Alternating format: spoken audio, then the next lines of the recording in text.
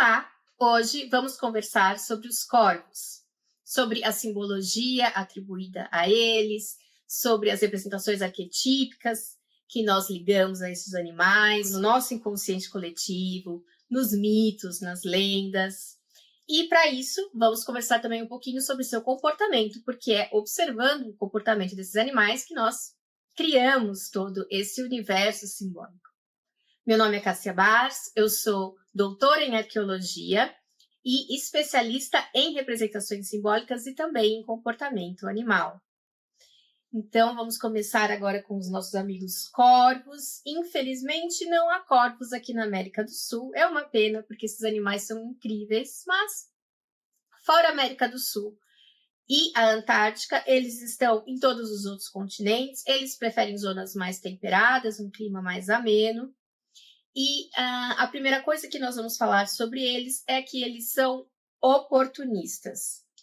Ou seja, na alimentação, eles comem praticamente de tudo. E é por comer praticamente de tudo. E por ter uma inteligência tão incrível, que a gente vai conversar aqui, que eles ocuparam grandes áreas nesses continentes. E são muito comuns, não só em áreas rurais, mas também em florestas. Por ser um símbolo de inteligência e de adaptação, né? Porque eles se adaptam muito bem a qualquer coisa, eles também se tornaram grandes inimigos das pessoas que têm plantações. Os espantalhos, que em inglês se chamam scarecrow, ou seja, espanta-corvo, eles foram construídos para aves como corvos. Porque são aves que vão se aproveitar realmente de qualquer oportunidade. Vão comer, então, as plantações, vão comer grãos, vão comer sementes, vão comer nozes, que eles adoram. Inclusive, eles têm uma habilidade muito grande em abrir nozes. Dá para ver vários vídeos na internet, aqui mesmo no YouTube, desses animais jogando as nozes, por exemplo, em uma estrada, para que os carros passem por cima dessas nozes, quebrem essas nozes e fiquem mais fácil deles comerem. São animais inteligentíssimos. Eles comem ovos de outros pássaros, eles roubam a comida de outros animais, porque por serem tão inteligentes, eles se unem para, por exemplo, conseguir enganar uma lontra e roubar um peixe dela, conseguir enganar outras aves e roubar o ovo que está no ninho, ou mesmo algo que elas estejam caçando.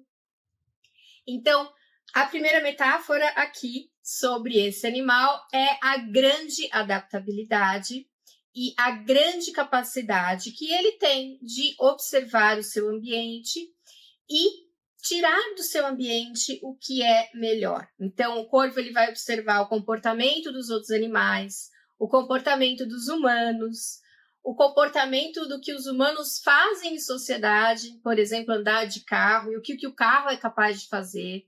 Então, veja, um animal que está observando que coisas que estão na estrada, depois que o carro passa, elas são quebradas. E ele é capaz de imaginar um plano para jogar uma noz nessa estrada, para que quando o carro passe, se quebre e ele se aproveite disso. Então, quando a gente está falando desse animal simbolicamente, a gente está falando de uma grande inteligência e de um grande poder de observação. Mas, quando a gente fala de alimentação, a gente também vai lembrar que os corvos são necrófagos, ou seja, além de comer quase tudo, eles também comem carniça. Assim como muitos animais, por exemplo, cães podem comer carniça, e outras aves também são especialistas nisso, até mesmo aqui o nosso carcará come carniça também. Não é algo exclusivo, assim como não é algo exclusivo dos corvos.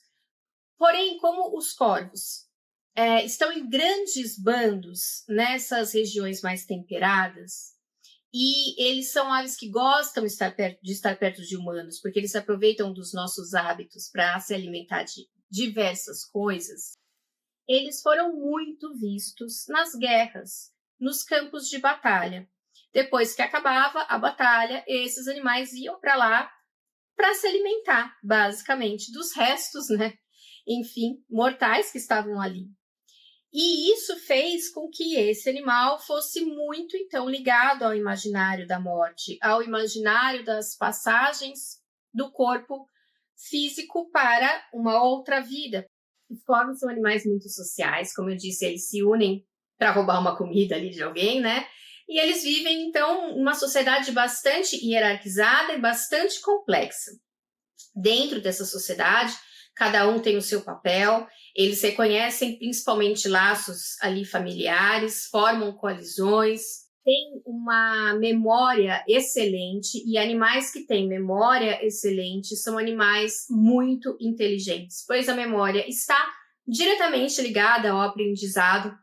Como eu expliquei bem no último vídeo, anterior a esse, no vídeo da orca, né, que também é um animal extremamente inteligente, então tanto orcas quanto golfinhos, como corvos, vão ter essa grande capacidade de memorizar as coisas e, portanto, de aprender, e vão aprender com a sua família. Então, a família vai ensinar uma série de vocalizações, que vai ser mais ou menos uma linguagem deles, né? Linguagem entre muitas aspas, mas sim, cada vocalização vai servir para alguma coisa e eles vão saber o que é isso, eles vão ter dialetos diferentes, assim como baleias e golfinhos. Assim como, por exemplo, os golfinhos têm uma assinatura vocal, um nome, né? A gente pode dizer para cada um, os corvos também têm. Vão também aprender com a sua família e com o seu grupo a fazer ferramentas. Sim, os corvos fazem ferramentas e fazem muito bem. Então, ferramentinhas para tirar alguma coisa de um galho ou para melhorar um alimento ali. Existe um vídeo que é fácil de achar na internet, que é de um corvo que ficou observando pessoas em um caixa eletrônico. Então, ele via todo dia que a pessoa ia lá, colocava o cartão no caixa eletrônico e no caixa eletrônico saía dinheiro, certo? E como ele ficava ali observando, ele resolveu roubar um cartão de alguém e tentar enfiar esse cartão na máquina para ver o que saía. Isso é real, isso foi filmado. Para vocês terem uma ideia, um dos comportamentos mais impressionantes que já foi visto, né, já foi observado, que esses corvos fazem, foi justamente na Índia. Então, uma espécie de corvos na Índia gosta de comer o algodão de que é feito o pavio de lamparinas. E também o óleo dessa lamparina. E estes corvos, entre si, combinam ali um esquema. Um desses corvos vai lá, pega com todo cuidado a lamparinazinha sem apagar. Então ele pega com o bico, taca no chão. Como aquilo tem óleo, a chama continua acesa. Outro corvo vai lá, pega pela pontinha o pavio e tenta apagar, e apaga no chão, começa a bater ele no chão, apaga.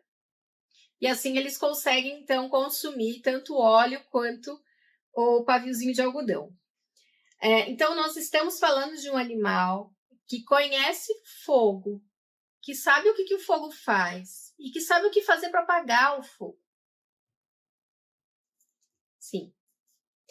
Esse é o nosso amigo corvo. Nosso amigo corvo, que é uma ave, então, em termos metafóricos, está ligado, sim, ao elemento ar, obviamente. Está muito ligado ao elemento terra, porque a gente sabe que ele se alimenta da terra, ele se alimenta de carcaça, toda essa coisa da putrefação, dessa coisa da morte, e que também lida com fogo, ele sabe lidar com o elemento fogo. Além de tudo, ele rouba peixes de lontra, peixe de outras aves que sabem caçar na água. Ele pode até não saber caçar na água, mas ele sabe enganar esses animais para tirar o alimento da água também. Então, nós estamos falando de um animal que potencialmente, simbolicamente, pode estar ligado aos 4 elementos. E ainda, de quebra, a passagem da morte para uma nova vida. Antes de falar sobre os mitos, eu vou apresentar para vocês aqui rapidinho as minhas redes sociais. Então, entrando aqui, ou na descrição do canal, ou na descrição desse vídeo, vocês vão achar o meu Linktree, que é aquele lugar com vários links, e dentre eles vai estar, por exemplo, o link da Collab 55, que é um lugar onde eu vendo as minhas artes, vendo almofadas, canecas, e também vão encontrar o endereço do meu Apoia-se. Se você gosta desse canal, quer me ajudar, quer ajudar esse canal a continuar crescendo, considere tornar-se um apoiador. Por por favor, deixe seu like, curta, comente, compartilhe, porque isso ajuda bastante o canal a crescer. Começando a falar, então, sobre os mitos. Por exemplo, na Grécia, o corvo era um animal consagrado ao deus Apolo, que é um deus solar, que é um deus muito positivo, e que tinha no corvo o seu mensageiro. Então, o corvo ele vai estar muito ligado também à questão oracular, à questão de levar uma mensagem de um lugar para outro lugar, a questão de ser um psicopompo, ou seja, aquele que consegue levar uma mensagem de um deus para um humano e vice-versa, e aquele que consegue levar esse humano para a sua próxima vida, depois que ele falece. No caso de Apolo, nós temos algumas lendas que explicam por que esse animal tem a coloração negra, ou seja, uma coloração escura, que é ligada à noite, e o sol já teria, né, o deus Apolo é um deus solar, então ele já teria uma coloração mais ligada à coloração branca, ou algo mais amarelado, né, mais alaranjado. Mas, em uma das lendas, o deus Apolo pede ao seu corvo, ele tinha vários corvos de estimação, e pede ao seu corvo que busque para ele uma taça de vinho. E aí o corvo vai. Só que no meio do caminho o corvo encontra uma figueira e não resiste, fica lá comendo figo e tal, e acaba derrubando o vinho que ele tinha já pego para o deus Apolo.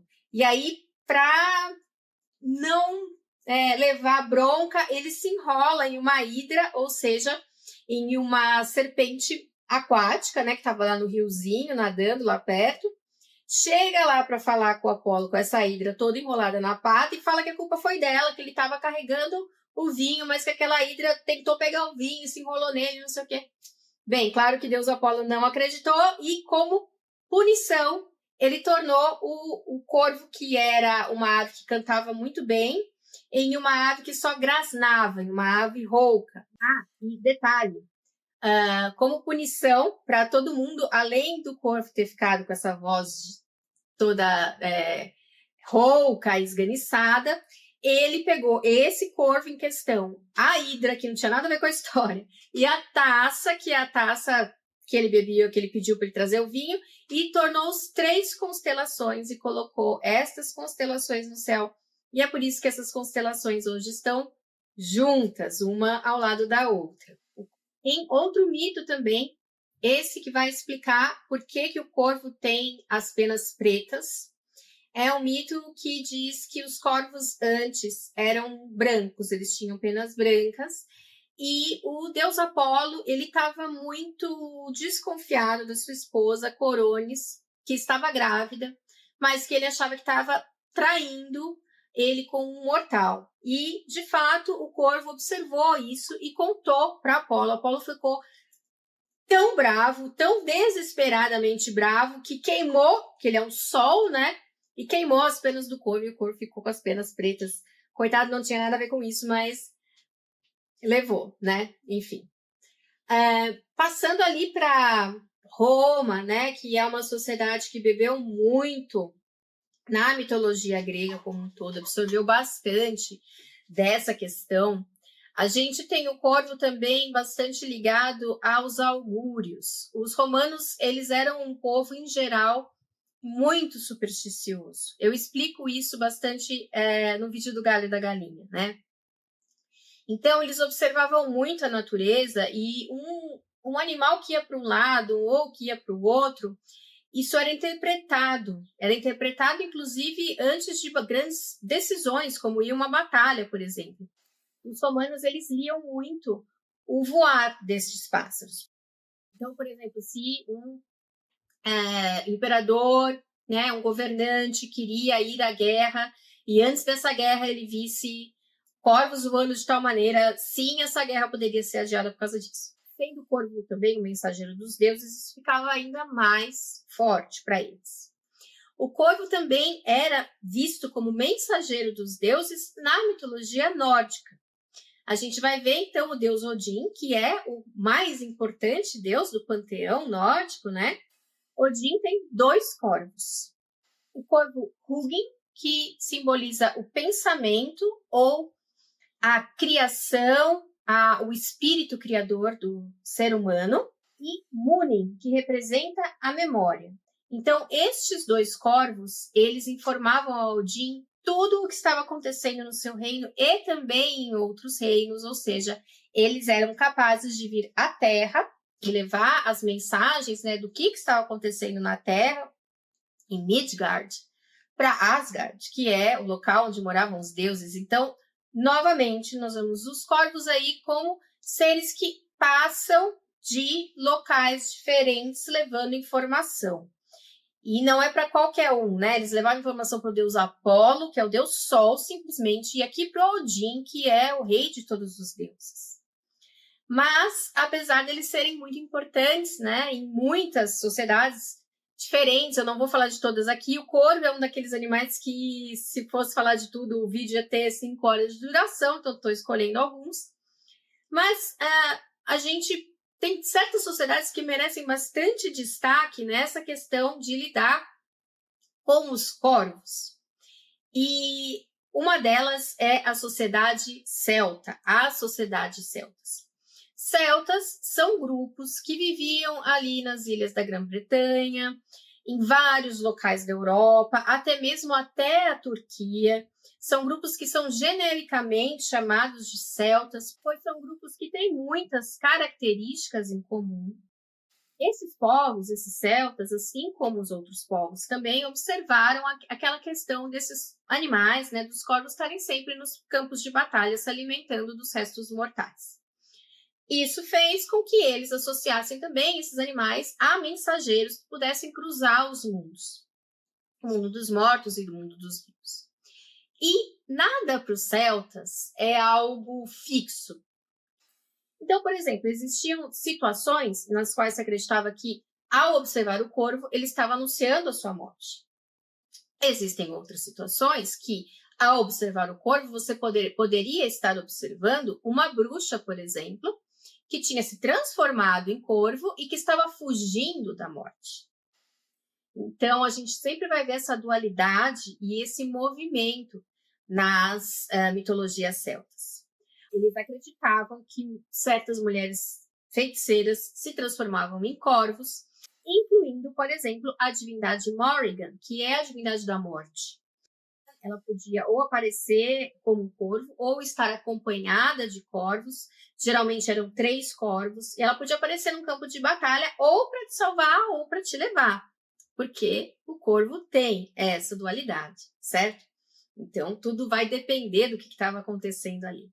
E é interessante essa questão de Morrigan ter 3 corvos, porque isso a liga, de certa forma, a deusa Hecate, que depois vai ser muito adorada pela Wicca moderna, né? Pela bruxaria moderna. Então, Morrigan também vai aparecer assim com essa questão tríplice dos 3 corvos. Morrigan é muito ligada à lua, assim também como Hecate. A lua tem fases, certo? Crescente, cheia, minguante e nova. Esses 3 corvos, ou estas 3 mulheres, no caso de Hecate, essas 3 faces, são ligadas às faces visíveis da lua, ou seja, a crescente, a minguante e a cheia. E a lua nova, que é o mistério, a lua nova, que é a escuridão, a lua nova, que é aquela escuridão fértil, cheio de potencialidades que nós não conhecemos e que nós também temos medo, a deusa não mostra. E a gente vai ver mais para frente que o corvo é também muito ligado a essa questão, muito ligado a essa questão. Existe um artefato celta que foi encontrado na Romênia, que é chamado de elmo de Silmestre. Era um elmo com um corvo que era articulado. Quando o guerreiro ia correr, esse corvo articulado ele batia as asas. Então, um guerreiro, né, que está indo para a batalha com esse símbolo, que é o símbolo da batalha, que é o símbolo da vida e da morte, que é o corvo na cabeça, né, é o símbolo da deusa Morrigan. Então, ele está sobre a proteção do corvo e ele possivelmente vai levar a morte aos inimigos. Era uma visão muito forte, muito poderosa para quem estava do outro lado. O corvo, ele é tanto essa figura que está ligada à escuridão e à morte e aos 2 planos, como ele é também aquele animal que está ali à luz do sol, né? observando o tempo todo, observando nossas plantações, se alimentando da terra.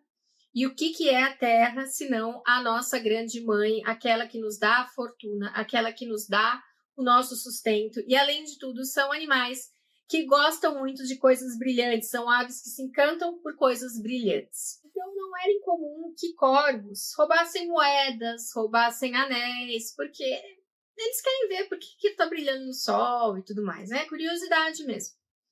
E por estar ligado, então, a essa questão da terra, da fertilidade, das plantações, que ele está presente tanto no campo de batalha, que é o campo de morte, como no campo fértil, onde vai nascer a comida que a gente vai comer.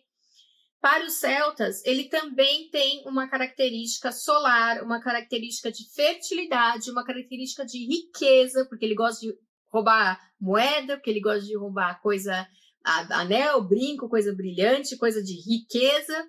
Então, ele também vai ser esse animal que vai estar ligado ao sol, à riqueza, à fertilidade, à vida. Então, dualidade, morte e vida. É o animal que para os gregos é o animal do deus Apolo, deus Sol. É o animal que para Odin, né, era o seu mensageiro, o rei dos deuses, o rei de Asgard.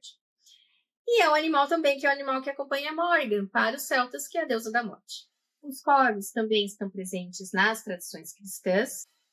Por exemplo, ele foi o primeiro animal que Noé, em sua arca, soltou para que encontrasse terra. Né? Ele soltou ele, mas ele demorou muito para voltar, porque ele ficou lá entretido com as carcaças dos bichos que ele achou no meio do caminho e comeu e não sei o que, e Noé não gostou nada disso, né? Ele demorou muito para voltar, então nesse meio termo Noé acabou enviando a pomba e a pomba foi mais eficiente em voltar e dizer para Noé que, né, que tinha terra assim lá, que estava tudo bem, porque o corvo é muito inteligente, não dá para a gente controlar, então ele tentou ali fazer as suas coisas primeiro e depois e contar para Noé. Isso é um pouco parecido também com a lenda de Apolo, né, que ele vai, pede o vinho, aí o corvo se entretém ali com outra coisa, ou seja, não é um animal que a gente controla. Por que não é um animal que a gente controla? Porque é um animal muito inteligente. Quanto mais inteligência, menos a gente consegue controlar, menos a gente consegue domar. Alguns vídeos aqui, como por exemplo o vídeo da Pantera Negra, o vídeo do Cavalo Negro, eu falo sobre o problema da cor negra na época medieval, né? Sobre aquela bula papal que acabou demonizando a cor negra e os gatos negros, e assim também todos os outros animais negros entraram nisso, e o corvo também, claro, né? O corvo já tinha essa fama, inclusive, de ser ligado à bruxaria, que era uma tradição celta, ligado à deusa Morrigan, ligado à deusa Hecate, então foi claramente ligado às bruxas, né? Já existia uma tradição de se acreditar, por exemplo, entre os celtas ali da Grã-Bretanha, que as bruxas viravam corvos. Como a Igreja Católica medieval não gostava nem um pouco de bruxas, isso não foi nem um pouco bom para os corvos. Porém, na antiguidade e também durante as épocas medievais, ainda existiam pessoas que praticavam alquimia. A alquimia era uma arte que era tanto física, né? Era tanto química em si, tanto que ela deu origem à nossa química moderna, como também era uma prática filosófica, uma prática de auto-melhoria, uma prática de buscar ser um ser humano melhor, de buscar a iluminação. E por isso os textos alquímicos foram estudados, por exemplo, por Carl Jung, para entender essa transformação psicológica que era colocada nos livros alquímicos em forma de metáforas, em forma de escritos simbólicos, escritos enigmáticos. E os corvos eram animais muito utilizados nessa simbologia alquímica. Para a alquimia, existem alguns estágios para se transformar o chumbo em ouro, para chegar na pedra filosofal, em outras palavras, para que nós possamos atingir a nossa iluminação. E a primeira etapa disso é chamada nigredo, que é uma etapa na qual a alquimista vai colocar ali no seu vaso alquímico os primeiros elementos químicos, e esta primeira mistura, ela se torna muito negra. Isso é uma metáfora para a nossa escuridão da alma, para as nossas sombras, para o nosso inconsciente. É uma metáfora, esse barulho é minha cachorra, tá? Que deve gostar muito de alquimia, né, Padre? É uma metáfora que vai dizer que, primeiro, a gente precisa acessar as nossas sombras, o nosso inconsciente, trabalhar o que está ali no nosso inconsciente, passar por essa noite escura da alma, entender os nossos traumas, o que nos prende, para que depois a gente vá clareando essa confusão e passe para o segundo estágio da alquimia, que é chamado albedo, que é um estágio onde essas substâncias químicas no vaso alquímico vão clareando. Então, é uma metáfora para que a gente compreenda que a gente está começando a entender o que está acontecendo. Então, existem diversos tratados alquímicos, como, por exemplo, o Rosário Philosophiorum, no qual a gente vai ver... Padme de novo, não sei se vocês estão ouvindo. No qual a gente vai ver imagens de corvos. Estes corvos negros representam esse nigredo, essa fase dessa confusão, desse entrar nas sombras, desse entrar na morte, desse entrar na putrefação. Tudo que o corvo lida, porque ele come carniça, porque ele é aquele que transita entre mundos, porque ele é aquele que está lá lidando com a morte no campo de batalha. E assim como o corvo, a gente vai lidar então com as nossas coisas mortas, as nossas matérias que estão ali esquecidas, que estão ali apodrecidas, no nosso campo de batalha, que é o nosso inconsciente.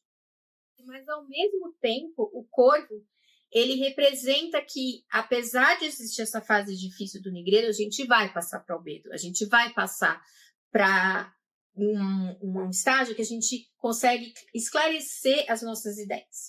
E isso é representado, às vezes, por corvos que estão negros, mas que estão com a cabeça branca, ou seja, que estão saindo do nigredo e que a cabeça, que é, né, o local que abriga os nossos cérebros, que abriga a nossa inteligência de uma forma física, está chegando a um entendimento melhor. Então, por exemplo, neste livro aqui, que é o Alquimia e Misticismo, que ele tem várias ilustrações sobre estes tratados alquímicos, nesta ilustração aqui, a gente vê a árvore da vida, e em cima nós vemos, eu acho que dá para ver bem aqui, o pássaro preto com cabeça branca. Esse pássaro preto com cabeça branca é esse corvo que está saindo do nigredo e que está chegando no albedo, né? Na Ásia, o corvo geralmente também é bastante bem visto. Especialmente na China, o corvo foi considerado, em algumas épocas, um símbolo do imperador chinês. Era dito que ele representava o sol do nascer do sol, o sol do meio-dia e o sol do crepúsculo. E a gente vê de novo essa história do corvo sendo aquele que passa pela morte, né, pelo crepúsculo, pela morte do sol, e que representa a própria luz, o próprio sol, né? Veja que interessante como essa simbologia do corvo está realmente no nosso inconsciente coletivo. O emblema do imperador chinês era um corvo de 3 patas, e essas 3 patas representavam essas 3 imagens solares. E vejam que interessante também, se a gente for pensar em Morrigan com a lua, ou Hecate com a lua, na qual ela tem também essa questão do 3, só que relacionado à lua, né? A lua minguante, a lua cheia, a lua crescente. Aqui o imperador com o sol do meio-dia, o sol do poente, o sol do amanhecer. Então, essa questão do 3 também, né? Tudo isso é muito intrigante, é muito interessante quando a gente começa a entender como funcionam essas representações arquetípicas, dessas ideias que nós temos no nosso inconsciente coletivo e como elas se apresentam para nós. Bem, então vamos finalmente falar sobre aquelas outras sociedades que também têm corvo em tudo, que são as sociedades norte-americanas. Muitas sociedades de indígenas norte-americanos têm o corvo como animal de totem, ou seja, como aquele animal que vai representar todas as características daquele clã. Então, ser do totem do corvo é ter as características do corvo, extrema inteligência, transitar entre mundos, estar ligado ao lidar com a morte, mas também ao sol, à luz solar. Então, vou começar contando algumas lendas de algumas dessas sociedades. A primeira delas que eu elegi aqui é a sociedade Cherokee. Então, esses indígenas, eles têm uma lenda que pode estar conectada com alguma lenda muito ancestral, contada, por exemplo, desde as Eras do Gelo, ela diz assim, que houve uma época na Terra que tudo ficou muito frio, que tudo ficou muito difícil, que não tinha calor, e que os animais começaram a ficar muito preocupados. Então, eles foram pedir ajuda a os espíritos do céu, os grandes espíritos do céu, e eles disseram, olha, quem pode ajudar vocês é o corvo do arco-íris, porque nessa época o corvo era uma ave multicolorida como o arco-íris. Então esse corvo ele voou até esses seres, e esses seres deram o fogo para esse corvo. E esse corvo trouxe o fogo para a terra, para todos os animais e todos os homens. Mas acontece que o fogo queimou ele, né? E queimou suas penas, e por isso que ele é preto, porque ele ficou cheio de fuligem, as penas acabaram queimando. Muitas sociedades ali do Pacífico Norte, do Canadá e dos Estados Unidos, elas têm lendas muito semelhantes no que concerne o corvo ser um trickster. Então, o corvo ele é sempre um ser que pode se transformar em humano, um ser mágico, um ser muito poderoso e um ser que gosta muito de comer e que está sempre se metendo em alguma confusão, porque justamente em vez de fazer o que ele tem que fazer, ele vai lá e encontra uma árvore cheia de frutinha e para comer aquelas frutinhas. São mitos muito parecidos com o que eu contei para vocês, até mesmo parecido com o mito de Apolo, né? Que ele para comer o figo e não traz o vinho. E a gente vai ver nessas lendas que ele às vezes ajuda, ele às vezes atrapalha, assim como todo trickster, né? Então, às vezes ele traz o bem, às vezes ele traz uma lição que não é tão legal assim. Mas também em muitas dessas sociedades ele é visto como uma figura criadora do mundo, ou que está entre as figuras criadoras do mundo, de aspecto solar, né? Entre os Haida, por exemplo, existe uma lenda que o corvo ele tinha criado a luz, ele tinha criado toda a luz que havia no mundo, mas o mundo era só água, era uma grande inundação. E o corvo ficou voando ali até essa inundação começar a secar. Quando essa inundação começou a secar, ele notou que começou a aparecer terra e que nessas porções de terra havia uma concha imensa. E ele começou a ouvir barulhos dentro dessa concha. E ele chegou perto dessa concha e começou a conversar, começou a cantar, para ver se ele conseguia alguma comunicação ali. E com essas palavras que ele disse, com essas músicas que ele cantou, as pessoas começaram a sair de dentro daquela concha e se tornaram os primeiros humanos habitantes da Terra. Então, para eles, o corvo nada mais, nada menos do que aquele que libertou toda a humanidade. E, como eu disse, ele aparece em muitas dessas lendas, dessas sociedades diferentes, como uma entidade solar, uma entidade que ou vai trazer a luz, ou vai trazer o sol, a lua e as estrelas, ou vai trazer o fogo e por isso vai se tornar negro, porque vai se queimar. Então, sempre é aquele que traz o conhecimento. Trazer como lidar com o fogo, assim como a gente vê na mitologia grega, né, de Prometeu, aquele que traz a chama do fogo para a humanidade é aquele que está trazendo conhecimento. Então, e é um trickster também, né, o Prometeu. E o corvo ele faz essa vez. Então, ele vai trazer a luz para a humanidade, a inteligência para a humanidade, a capacidade de se virar sozinho, de fazer ferramenta, de conhecer o ambiente. Então, pensa como isso tudo foi construído observando esse animal na natureza. Toda essa simbologia foi construída dessa forma. E é claro que hoje nós temos corvos em inúmeras obras literárias, na televisão, nos filmes. Nós vemos muito essa questão do corvo ser ligado à morte, ligado a algo que não seja tão positivo, porque a gente ainda traz esse ranço medieval, né?